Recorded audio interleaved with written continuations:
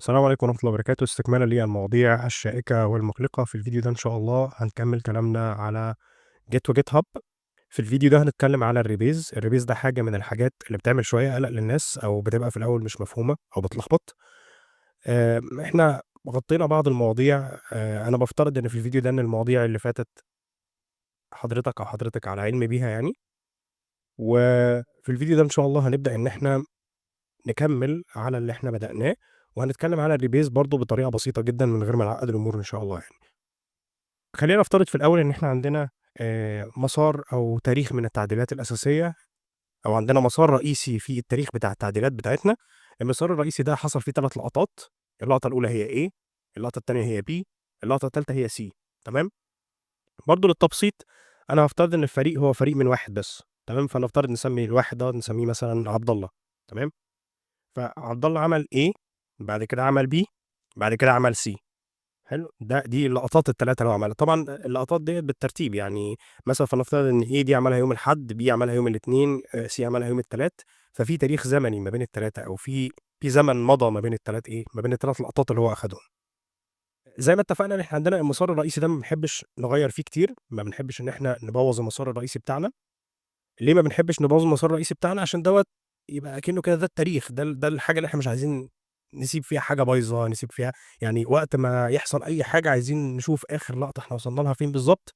يبقى عندنا المسار الرئيسي دوّة فيه آخر لقطة، فيه آخر لقطة صحيحة ما فيهاش مشاكل. وطبعًا إحنا غطينا الكلام ده، مش عايز أعيد وأزيد فيه تاني. طيب، آمم، إحنا بالنسبة لنا دلوقتي عايزين نعمل feature جديدة، أو عايزين نصلّح bug، أو عايزين نعمل أي حاجة. فهنسيب المسار الرئيسي زي ما هو، هناخد تفريعة من المسار الرئيسي أو من آخر نقطة وصل لها المسار الرئيسي، ونبدأ نعمل الشغل بتاعنا. فأنا هافترض إن أنا من النقطة بتاعة C دي، تمام، هاخد لقطة جديدة. اللقطة الجديدة ديّة أو الbranch الجديد هنسميه مثلًا إيه bug fix. تمام. إيه bug fix؟ يعني إحنا بقى عندنا في مسارين دلوقتي، في مسار اللي هو الmain، وفي المسار التاني اللي هو الbug fix. طب الbug fix متاخد منين؟ متاخد من المسار الرئيسي، أو متاخد من آخر نقطة من المسار الرئيسي. حلو، جميل، لحد كده ما فيش حاجة. جيت أنا في الbug fix دي عملت commit، تمام، أو عملت لقطة في المسار اللي هو اللي مش رئيسي، المسار اللي سميناه bug fix. عملت لقطة اسمها مثلًا D. تمام.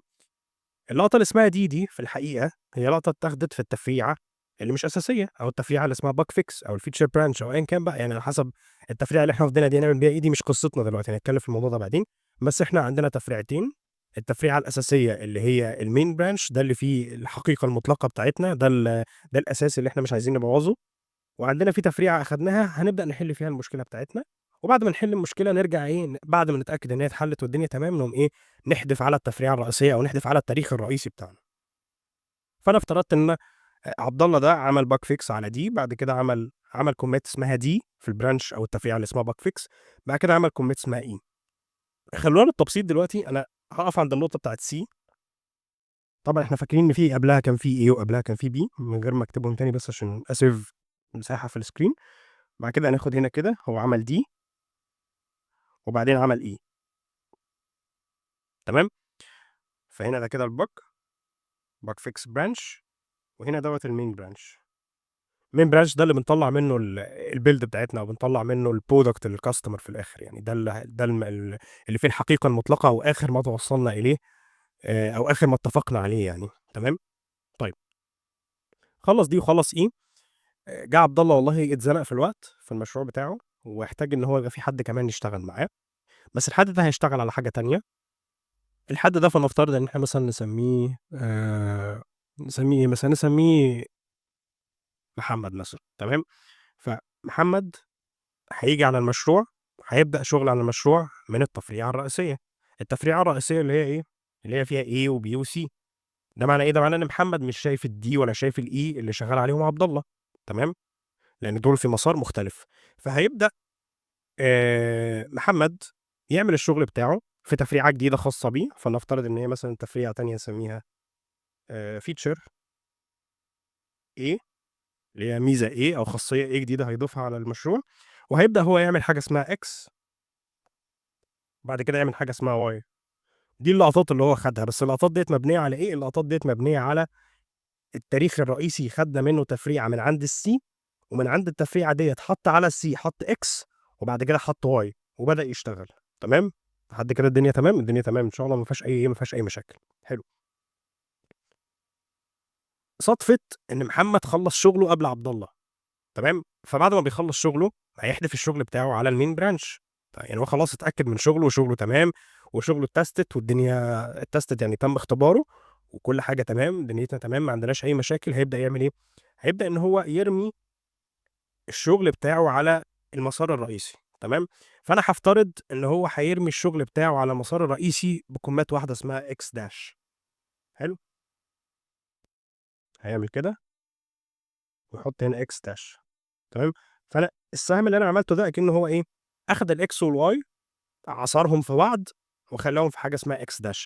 طبعًا يعني أنواع العصر المختلفة أو مش أنواع العصر، أنواع الmerge المختلفة، إحنا اتكلمنا عن الmerge في الفيديو اللي فات، أنواع الmerge المختلفة دي حاجة يعني هنقارن ما بين الmerge وما بين الrebase عشان برضه دي حاجة من الحاجات اللي بتلخبط، بس إحنا هنفترض دلوقتي إن هو خلّص شغله في branch على جنب، الbranch ده ما لناش دعوة بيه خلاص أنا هاشخبط عليه أهو، المهم إن هو ضاف تعديل جديد على المسار الرئيسي اللي فيه التاريخ، التعديل دوّة اسمه x dash، خلاص متفقين؟ يبقى إحنا المسار الرئيسي بقى عامل إزاي دلوقتي، بقى عامل زي A، B، C، X dash، بحيث إن X dash ديّة بتمثّل الشغل اللي قام بيه مين، اللي قام بيه محمد. طيب عبد الله لسه نايم في العسل، عبد الله لسه شغال على D وشغال على E، لسه ما خلّصش شغله، فصادفت زي ما اتفقنا إن محمد خلّص شغله الأول ورماه على المسار الرئيسي، وبالتالي عبد الله دلوقتي النظرة بتاعته للمسار الرئيسي المفروض تتغيّر، ليه؟ لأن عبد الله آخر حاجة كان شايفها لمّا جه ياخد التفريعة بتاعته وبدأ يبني عليها، كانت اللقطة اللي اسمها C، صح؟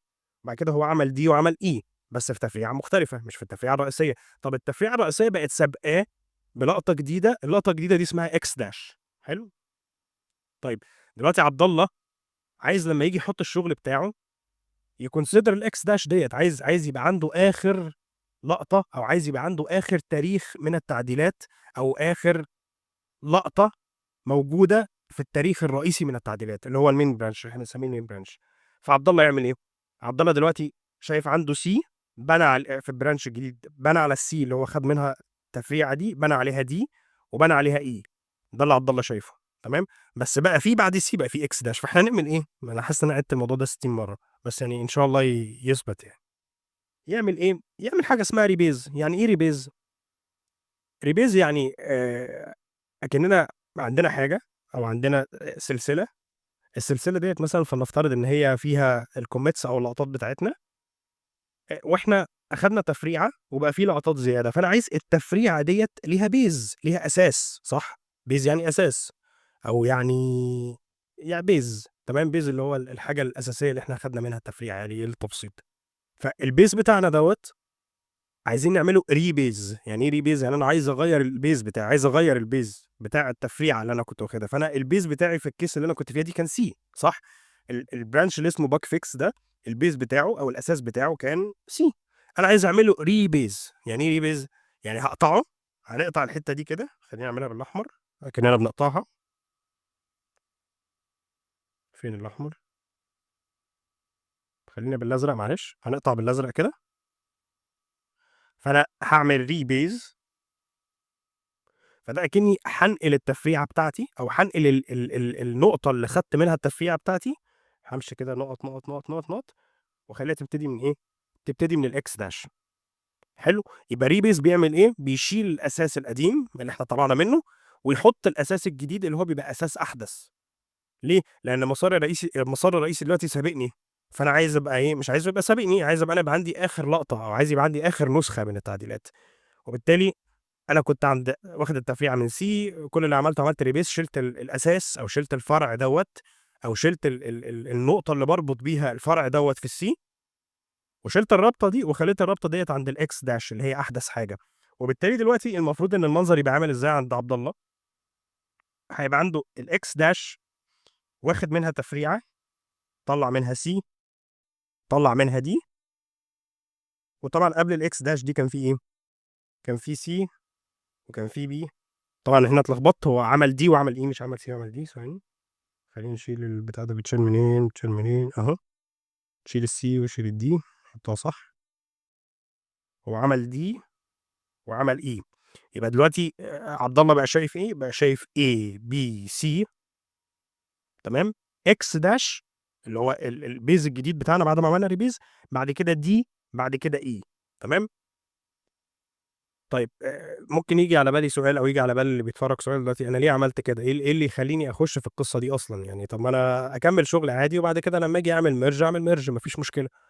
هنتكلّم في النقطة دي بالتفصيل وهنشوف إيه المشكلة اللي ممكن نواجهها في حاجة زي كده، بس خلّينا متّفقين دايمًا إن أنت وأنت بتبني حاجة، دايمًا ابني على أحدث حاجة عشان تavoid أو عشان تتجنّب إن أنت تعيد شغلك من الأول أو تتجنّب إن أنت يحصل conflict غبي يعني conflict. اتكلّمنا على الconflicts في فيديو فات من الفيديوهات يعني ممكن تشوفوه، بس هنخش في التفاصيل ديّة، بس أنا عايز آخُد الموضوع step by step كده واحدة، واحدة، لحد ما نوصل إن شاء الله للإيه، للصورة المُعقّدة اللي هي أصلًا مش مُعقّدة لو إحنا فصّصناها كده وخدناها step by step. يبقى دلوقتي عبد الله بقى عنده إيه، بقى عنده BC X-DE، وبعد ما عبد الله هيخلّص هيmerge الشغل بتاعه على المسار الرئيسي، فمثلًا يعمل إيه، يعمل لقطة اسمها Y dash، وبالتالي في النهاية المسار الرئيسي بتاعي هيبقى إيه، هيبقى ABC X dash Y dash. وطبعًا عندنا في تفريعتين إيه، في تفريعتين حصلوا هنا كده، دي التفريعة بتاعة محمد اللي هي feature، ودي التفريعة اللي بنسميها bug fix. يبقى إحنا كده عندنا تفريعتين، عرفنا يعني إيه الbase بتاع التفريعة، هو المكان اللي أنا أخدت منه التفريعة، عرفنا يعني إيه rebase اللي هو أنا باعيد الbase أو يعني باغيّر الأساس اللي أنا أخدت منه التفريعة، بحيث إن أنا يبقى الأساس دوّة أحدث، أوصل لأحدث، يبقى أنا أكني بالضبط، بالضبط، ودي النقطة اللي أنا عايز أقفل بيها الفيديو، أكني بالضبط بدأت شغلي من أحدث حاجة. يعني لمّا عملت rebase مع الmain branch، يعني جِبت الbug fix branch اللي عبد الله شغال عليه ده، راح عمل rebase على الmain branch، يبقى أكنه ابتدى شغل في الحقيقة من عند X dash مش من عند الC. يبقى هي دي اللقطة اللي إحنا عايزين نركّز فيها كويس جدًا، إن أنا لمّا عملت rebase أكني بالضبط ما كنتش بدأت شغل كعبد الله، ورُحت بدأت شغل من أول إيه، من أول لمّا محمد خلّص، فبدأت من X dash خدت تفريعة وأكني لسه بادئ على نضافة من الآخر، بادئ على أحدث حاجة. بس أنا في الحقيقة ما كنتش بادئ على أحدث حاجة، أنا جيت في النُص حصل تعديل أو حصل إن المسار الرئيسي سبقني، فلمّا المسار الرئيسي سبقني أنا قُلت له: "لأ، أنا مش عايزك تسبقني، أنا عايز أبقى ماشي معاك، عايزين نبقى ماشيين مع بعض عشان ما يحصلش مشاكل." فماشيين مع بعض دي عملناها إزاي؟ بإن أنا شِلت الأساس من اللقطة القديمة أو من التفريع الsource بتاع التفريعة القديمة، غيّرته أو غيّرت الأساس ده وحطيته على التفريعة الجديدة. طبعًا أنا عِدت وزِدت 60,000 مرّة، فأتمنى يكون الموضوع واضح وبسيط وصريح، وهنبدأ نعقّد الأمور سِنّة، سِنّة زي ما إحنا ماشيين بإذن الله في الفيديو. لو في أي يعني خطأ في الفيديوز يعني يا ريت تصحّحوا لي، دي حاجة هتبقى كويسة جدًا. ولو في أي اقتراحات، أي حاجة من الحاجات دي برضه ما فيش مشكلة. وبس، سبحانك اللهم وبحمدك، أشهد أن لا إله إلا أنت، أستغفرك وأتوب إليك.